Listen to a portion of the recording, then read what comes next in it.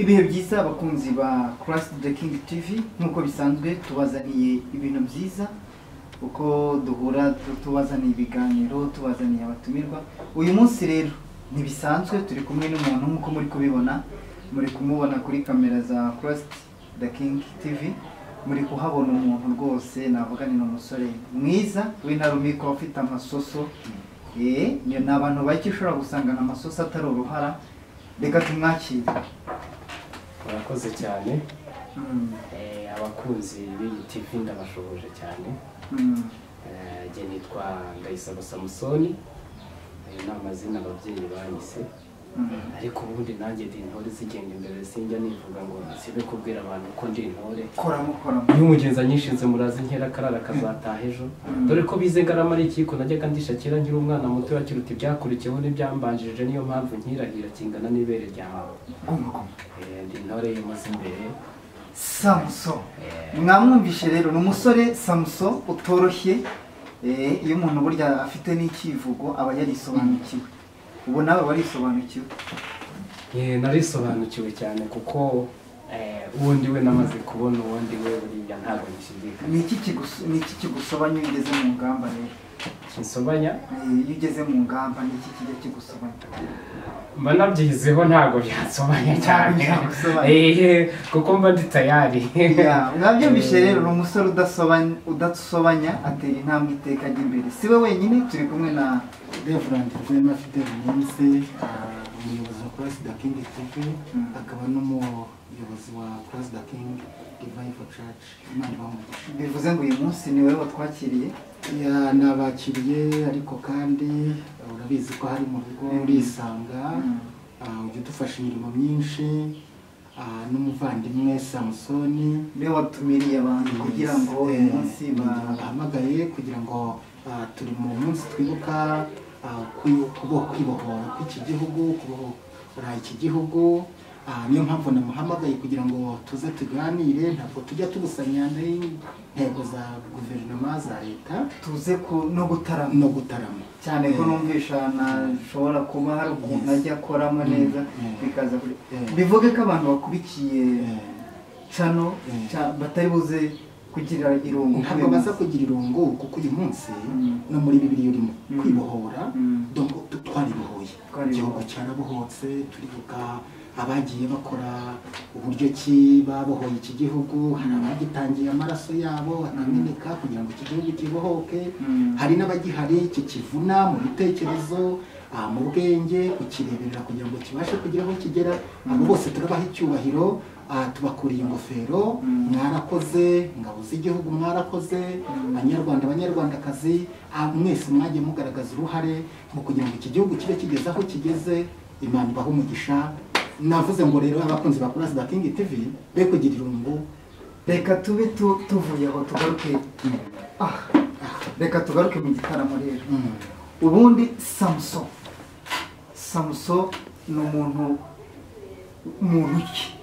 ni muntu ki cyane ko afite n'igicurangisho hano turakigeraho ariko reka tubanze tumenye Samson ni muntu ki.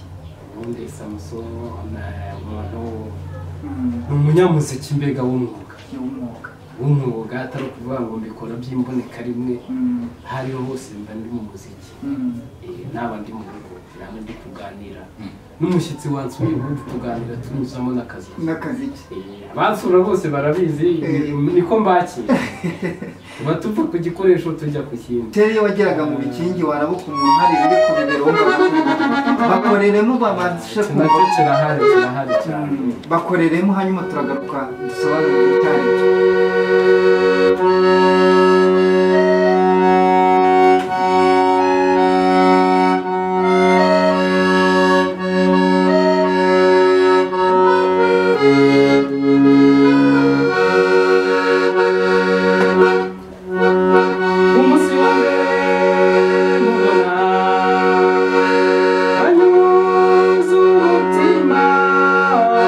Inshuti mu buryo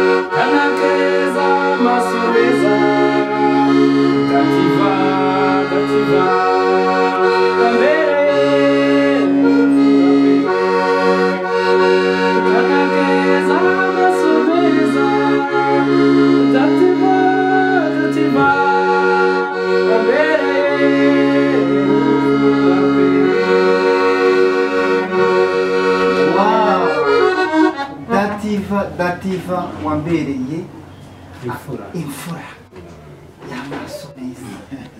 Ngaye nguko rero iyi nanga cyangwa se iki gicurangisho tubona ntabwo gisanzwe nta nubwo tukimenyereye mu bicurangisho dukoresha.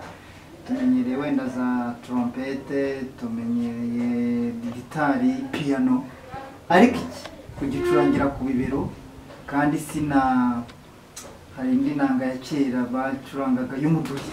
Uyu si n'umuduri. Tubwire rero iki gicurangisho ni bwoko ki? Iki gicurangisho ni igicurangisho cyabayeho kera mbere mu mateka y'umuziki w'u Rwanda. Ubundi usanga bari abasaza baragiye bagicuranga. Yego. Nubwo wenda bigarutse nyuma batigeze bongera kugiha agaciro ngo bagikoreshe, ariko amakuru mfite nuko za orchestre nyinshi zagiye zicuranga, zagiye zigicuranga. Yego, harimo n'ibindi byuma ariko n'amajwi yacyo akajya agenda yunganira. Iyi rero bakaba bayita accordion. Hanyuma igitekerezo cyo gucuranga accordion cyaturutse he? Igitekerezo cyo gucuranga accordion cyaturutse kuko nagiye gusengera ahantu, haza umuntu wari uturutse mu Bugande, aragicuranga numva umusatsi unshizeho. Kirandyohera bituma nanjye hanzamo muri jyewe agatekerezo ko kuvuga uti nakibona nte ngo gicuranga. Ntabwo byanyoroheye rero kugira ngo nzahure nacyo, byabaye inzira ndende kuko nashatse amakuru yatuma nkibona ayabura. Nyuma nibwo naje kuvugana, ariko ubwo accordion ntayibonye wakwicurangira gitari ko wenda iyo wenda iboneka, gitari zo zarabonekaga, ariko mu magambo make yabyihuse nayo nayiguze gitari ntayizi. Biza gufata intera ndende yo kuyiga kuko urumva niyo ntambara yari ikirangira hari haciyemo agahe gato, abantu basohoraga indirimbo kumva ari bya mashini bakoresheje gusa, nayivo ntago nayumvaga. Ngo biza kurangira rero igihe kimwe nicaye mvuye ku kazi mfite gitari, urumva nta na do nari nzi, ndi mu nkubita nk'ibishogori, urumva umuntu nawe utazi ikintu kugira ngo unezeze umutima. Nuko nabikundaga gusa najya ngo numve nguwe neza. Mbo hacu umuntu w'umusore mbona ataye inzira yagendaga, nibwo aje arambwira ati mbese aturi mu biki? Ndimo ndacuranga. Ati reka nuko bacuranga tugo bacuranga udafata n'inota, ubwo se baryoherwa gute? Nawe ko ati mpamwereka yamaye akozeho ye baba we, umuziki uzamukamo uryoshye w'umwimerere. Uravuga ati ni ibyo ukoze? Ndayumwambura nawe zana ndeba, banza hari ibintu ntereye muri gitari kuko urumva njye nacuranga ntafata amanota, wacuranga yafata. Urumva uburyohe bwarazamutse bunjyaho. Ndayimwambura ntengerezamo imbere ngira ngo ndebe yuko hari ibintu ashyizemo. Uwo njye ntabwo numvaga ibyo by'amanota, sinari mbizi. Numvaga ko ari nk'akantu karirimba ahise ashyiramo acunze. Ndangije ndeba muri gitari mo imbere mburamo ikintu, ariko nyuma niho yansobanuye, arambwira ati rero nta muntu ucuranga gitari atarize solfège. Ati buriya solfège iyo uzizi ukazifata, nyereka uko bazifata, ati buriya wamenya gucuranga. Byabaye rero urugendo rurerure, musaba kunyigisha. Yarangije ati wowe ntago nabona uko nkwigisha kuko urumva ndi Butare ndimo kwiga, nge ntibyanyorohera. Ariko arambwira ati ikintu ngufasha, nanjye hari igitabo nigiyemo umuziki ndakiguha kizagufasha. Yabaye imfura, twaherukanye ubwo yarakinzaniye yaransezera. Icyo gihe nta na telefone nari ifite ngo namwatse nomero, mbega ntabwo ubwenge bwigeze bunakabuta no kw'icyo kintu wenda ngo tube twanazandika n'ahantu. Byarangiye gutyo, ariko ndamushimira. Wenda we simbizi, wenda Imana izongera iduhuze mu bundi buryo. Hari uwakwibaza uti na gitari na telefone ye ntiwayifashe? Ntayo bafashe. Hari mu wuhe mwaka? Mu 2009. Ariko aragenda igitabo yangiriye neza, ntiyakwereka uko bafata umurya, ntiyakwereka aho bakanda. Yanyeretse utunota dutatu twibanze, do, re, mi, atatu. anyereka uko bayafata nyine ngo yavuye aho ntangiye kwirwana nayo ngo nyamenye. Arangije aguha igitabo rero. Igitabo birimo bishushanyije byanditse bisobanuye. Uyu munsi igitabo waragikoresheje ugeze igitabo naragikoresheje navuga ko ngeze kuri level ishimishije kuko indirimbo yose nshobora kuyicuranga. Hari abantu bahita bumva ati indirimbo yose yayicuranga. Ubusanzwe hari igihe umuntu akora ku nanga cyangwa ku gicurangisho umuntu yumva agahita avuga ati indirimbo ni iyi. Bumvishe ubakoreremo bumve koko ni igitaramo navuga nti ni umunsi wo kwibohora kw'Abanyarwanda. Nabumvisha kuva kuri gitari se. Ni iki gicurangisho hari wenda hari indirimbo wacuranga bakamenya bakavuga bati burya cya kintu kirimo byose.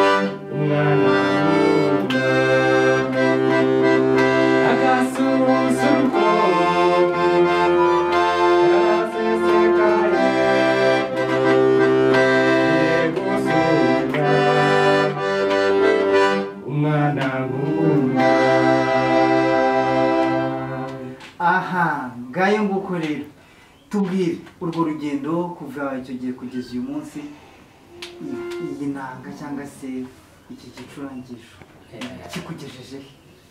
Iki gicurangisho ahantu kingejeje ni kuri kuko nabashije kubaka inzu biturutse ku muziki. Ubundi nabagaho ngenda nagira ahantu nanjye niriwe njya mu mazu y'abandi nkodesha. Ariko ubwo navuga ngo bitewe n'impano y'Imana n'umuziki yagiye umugisha mbasha kubaka iwawe. Ubu ni iwawe. Hanyuma rero hari abantu bajya babasha kureba ibintu bakavuga bati se bikora bite, hariya amabuto menshi, ahangaha hari ayandi, uri kugenda ukanda kamwe hariya ukava hariya ugakanda kandi ubundi utu tuntu dukorana dute? Utu tuntu ni ukuvuga ngo ukuntu tuba dukoze ni ukuvuga ngo ubundi imiziki yose aho iva ikagera ishingiye kuri kata solfège. Do re mi fa sol la si do si la sol fa mi re do. Ni ukuvuga ngo kumanuka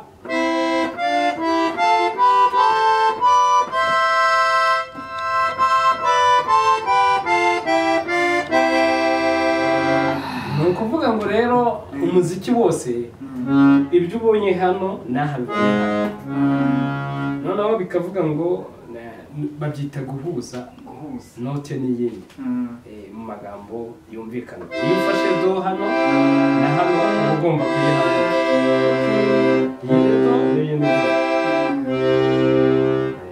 ariko zigatandukanira mu buryo zirekura sound cyangwa se amajwi. Hanyuma rero utu tuntu tugenda turekurana two ni uduki? Utu ngutu iyi nanga akarusho irusha izindi nanga yo ntabwo wiri gushyira ku muriro kandi ikaba ifite ububasha bwo gusohora ijwi rikagera kuri. Ngubu nshobora gucuranga umuntu uri inyuma y'umusozi akanyuma. Ubu iyi ntabwo iba amplifiye.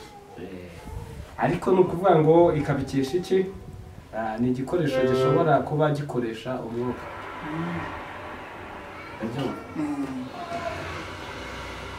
Uwo mwuka rero ufata? Uyu mwuka rero igihe ukanze note ugiye gucuranga wenda ugize urumva iyo ukanze hano harimo utuntu tumeze nk'umwenge niho akayaga kinjirira. Noneho rero iyo imaze ihita ubika direct ku buryo ucuranga ibirori bikarangira abantu bagataha. nta gihe se gishobora kugutenguha kuko kakagushiramo iteka ryose iyo ukozeho kiravuga upfa kuba wagifunguye hano hari ukuntu noneho ugenda ufata urekura ubumba abantu bakayibona nk'ubufindo ni ukuvuga ngo ntabwo ari ubufindo ahubwo ni ukuvuga ngo amajwi yacu ukuntu akoze urabona nshobora kuvuza amajwi ngiye gutya noneho hari n'amajwi avuga ngatse weya niyo sanse niko bimeze ni ukuvuga ngo iyo ujyanye hari ijwi iyo uzanye hari ijwi ko nabonye ugenda noneho urekura kamwe hano ni ukuvuga ngo sisiteme yacu ushatse wanavuza n'uruhande rumwe kuko hano byose biriho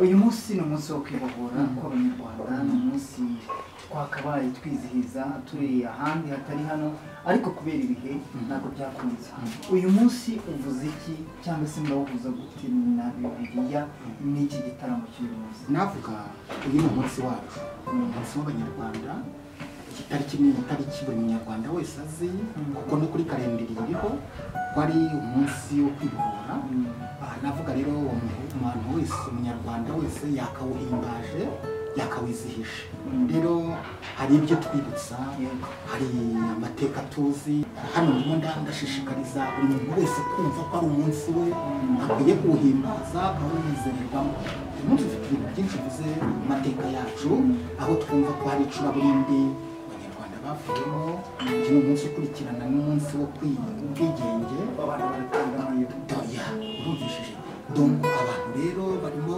bakwiye kumenya ko u Rwanda nk'igihugu gifite ubusugire gifite aho cyavuye ubundi iyo twibuka tuba twibuka ibyahise tuba twibuka ibintu bya kera byashize turi hano rero ngo twibuke iyo kandi twibutse dukora neza iyo umuntu agiye yibuka avuga ati ariko iki kintu cyagenze gutya hari igihe akosora hari igihe avuga ati ariko tugendere kuri iyi ritime tugende muri ubu buryo muri iyi sisiteme tubashe kugera aho tugera kugira ngo tumugenere abanyarwanda muri rusange ndashima Imana iyo tuvuze kwibohora tukavuga ubwigenge bumva ko harimo nk'intambara harimo nk'ubutaro harimo nko kurwana guhangana ushaka icyo kintu kugira ngo tugere ku bwigenge hari abahanganye hari abagize ibiganiro bitandukanye hari imbwirwaruhame zimwe na zimwe zagombye kubaho kugira ngo zumvishe abantu ko u Rwanda cyangwa se Afurika dufite iki dukeneye ubwigenge noneho no kwibohora hari abageze gute ababashije ab'Imana yakoresheje kugira ngo icyo kintu kibeho rero uyu munsi hari abatakiriho hari abamenye amaraso kugira ngo iki gihugu kibe kigeze aho kigera akemera agatanga ubuzima bwe akemera agatanga ibyo afite kugira ngo abashe kugira abone u Rwanda aho rugeze aha ntabwo dushobora kwibagirwa ko nyakubahwa perezida wa repubulika Paul Kagame ahora arwana ahora adasinziriye kugira ngo igihugu kibashe kugera aho kigera kugira ngo aya majyambere tubona tubashe kuyageraho rero turashimira n'ingabo za RPF zabashije gukora akazi gakomeye katoroshye ndetse na n'uyu munsi bakigakora turashima Imana ku bwabo abanyakubahwa rwose tubakuriye ingofero turabubaha Imana yarabakoresheje kugira ngo tube turiho mu mahoro dufite umutekano dufite itorero ririmo gukorera Imana kugira ngo itorero rikore nuko dufite amahoro turabashimira ingabo polisi turabashimira banyarwandakazi turushaho gukora neza turushaho n'abacuranga imiziki nk'aba ngaba bakoresha impano zabo mu gukundisha abantu igihugu cyabo patriotism bakundisha igihugu donc bacuranga indirimbo zikundisha igihugu cyabo ntabwo dukwiye kwigana abazungu ibyo bakora za kizaze biki no dukwiye kwibuka gakondo yacu tukibuka umuco wacu n'indangagaciro zacu na kirazira z'umuco nyarwanda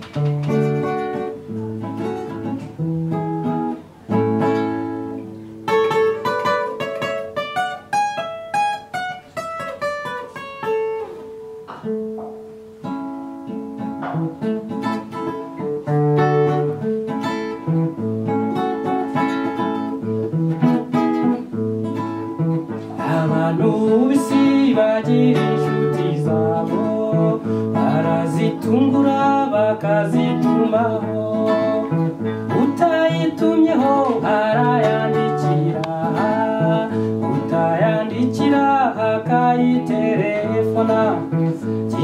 inshuti yanjye Yesu sinzamutumaho, sinzamwandikira, sinzamuterefona, aho ndi hose tuba turi kumwe Yesu, ntava mu kaga akakamuramo.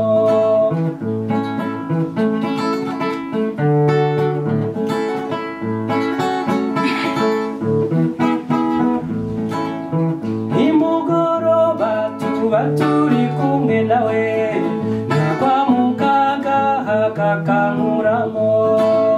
Igicuku cyose tuba turi kumwe Yesu, ntava mu kaga akakamuramo.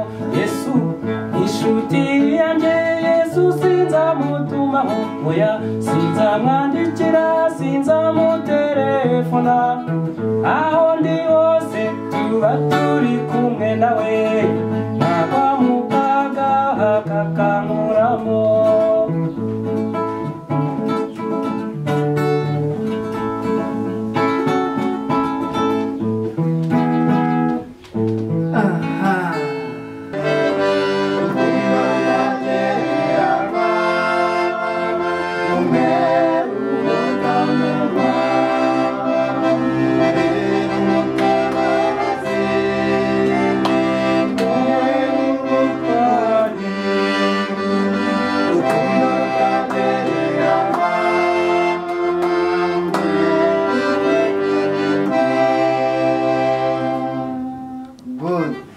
Ikintu nabwira abantu ni uko basuhuza, ariko mbabwira ko ikintu cya mbere ari ukwibera mu Mana. Sinzi jyewe namaze kubona, wenda si ndi mukuru, ariko namaze kubona ko igihe umuntu aba ku isi ni gito ugereranyije twe nuko tuba tubyibwiye mu mutwe ko tuzabaho. Nsanga cy'icyogero kikaba gito. Ngewe nabwira abantu ko kugenda twigira mu Mana byarushaho kugenda birushaho kutugira beza kurenza. Hanyuma rero uri umusore, uteganya kuba umusore ryari? Kirakomeye. Ni ukuvuga ngo ni ibintu byo kwigaho, kuko haracyari igihe, ariko si kinini cyane nanone. Urakoze cyane. Pastor, reka dusoze rero udushyira imbere y'Imana, dusengera muri rusange, dusengera abanyarwanda, dusengera igihugu, dusengere na Christ the King TV. Icyo tuvuga, turasaba amahoro ku gihugu, turasaba iterambere ku gihugu, turasaba ubumwe n'ubwiyunge, turasaba buri kintu cyose cyagirira igihugu akamaro, Imana ikiduhe. Reka dusenge. Data, mu izina rya Yesu Kristo, dushyize hejuru izina ryawe, tuje imbere y'amaso yawe, tuje imbere y'ubwiza bwawe. Uyu ni umunsi ukomeye mu mateka y'igihugu, umunsi wo kwibohora, umunsi ukomeye. None twari imbere y'amaso yawe, reka rwose nk'uko igihugu cyabohotse n'abanyarwanda, itorero by'umwihariko uribohore mu ngoyi y'umwijima, uribohoreho iki cyorezo cya coronavirus mu izina rya Yesu Kristo. Dusabye iterambere kuri buri muntu wese, kandi dusabye amahoro asendera igihugu cyacu. Urinde abayobozi bacu kuva kuri perezida wa repubulika kugera ku mutoya, ku mudugudu, bose bagira amahoro. Ngaho tugirire neza, uturinde mu mpande z'iki gihugu mu izina rya Yesu. Duhereye izuba ku gihe n'imvura ku gihe, kugira ngo tutazicwa n'inzara. Data, turagusabye duhembure buri muntu wese uzabona iki kiganiro, uzabona umugisha kandi azabashe guhinduka. Ni ukuri ndasengera umugisha Samusoni waje akaducurangira agahimbaza uyu munsi kuri Christ the King TV, umugisha, ndetse n'abakozi na staff yose ya Christ the King uyiha umugisha. Data, turakwinginze uturinde kandi urinde ubugingo bwacu. Dusabye abakizwa kugira ngo babe benshi, tubone abasupasitari bahimbaza Imana nk'uko Samusoni arimo kubikora. Mwami, turazaba tugushimye, tuzaba tunezerewe tubonye icyo ukoze. Ganza kune ndetse na bugufi nk'Imana mu izina rya Yesu.